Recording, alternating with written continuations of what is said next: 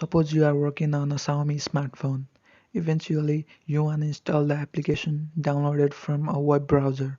By default, it doesn't allow you to install. For instance, I have opened the website of LiveNet TV.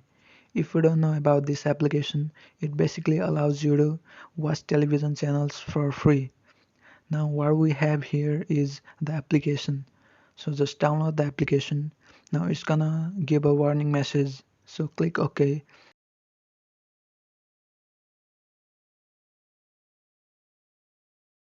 Go to your file manager to downloads. As you try to install it, it will show a pop-up message that says something went wrong. This app wasn't installed. So this is the issue here. To solve this, go to settings inside about phone. Continuously tap MIUI version until you see a message you are now a developer. Go back and tap additional settings and then developer options. Scroll all the way down and disable MIUI optimization.